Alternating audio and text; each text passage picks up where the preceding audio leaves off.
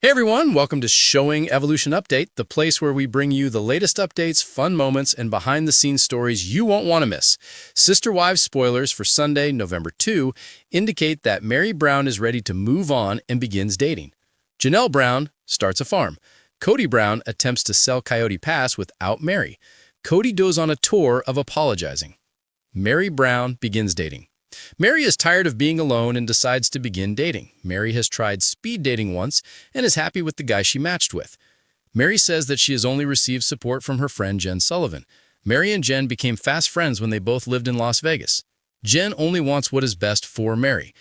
Jen has been there to push Meri into making some changes in her life, including getting away from Kody and Robin Brown, which turned out to be a very toxic relationship. When Meri first dates a monogamous person since her divorce, how will things go? Janelle starts a farm. Janelle Brown has moved to North Carolina to be near her daughter, Maddie Brown. Of course, Maddie and her husband, Caleb Brush, have lived there for a little while now. Janelle has bought a farm with Maddie and Caleb, and they plan to start a flower farm. On their farm, Maddie and Janelle also intend to construct houses. Janelle is celebrating her first Christmas without her son, Garrison, by entertaining Christine Woolley and David Woolley for the holiday. Will the flower farm get off to a good start, or will Janelle run into problems before she can get things started? Kody Brown attempts to cut Meri Brown out.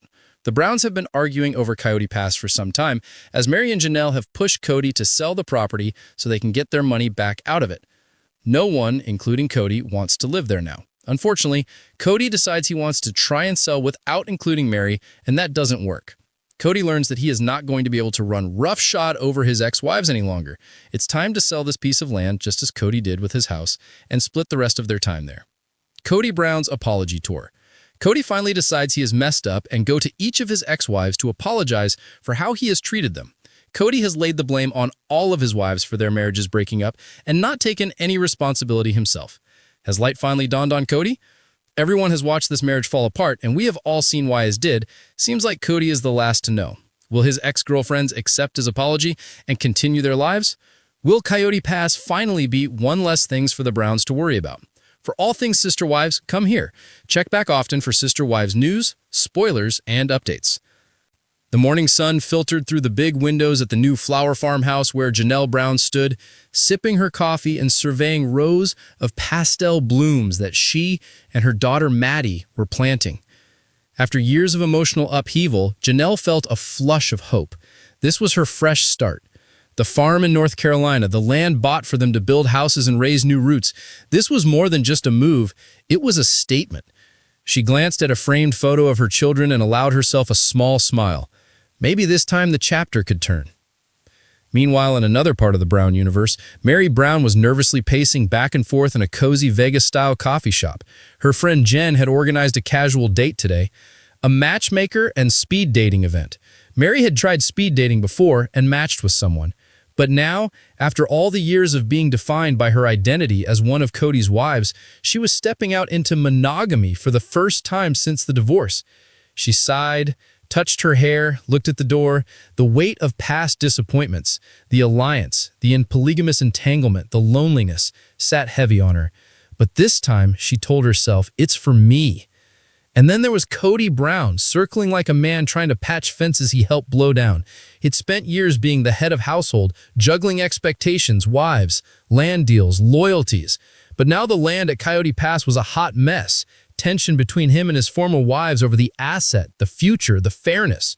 In this episode, Kody tentatively tried to sell the land without Meri's full collaboration. He believed he could navigate the deal solo. But the wives stood firm. You cannot exclude someone who has stake and voice. The power play backfired. Faced with resistance and his own reflection in the mirror of collapse, Kody finally went on what the cameras dubbed his apology tour. He went to each of his ex-wives separately, admitted missteps, took a measure of responsibility for the marriages falling apart. He laid roses at Janelle's new farm office. He sat beside Meri and said the words she longed to hear, "I'm sorry." The tension crackled, the forgiveness uncertain, the healing tentative. At the flower farm, Janelle listened to Kody's recorded apology message and felt a mix of relief and old hurt. Could she trust the man who once told her plural marriage would last forever?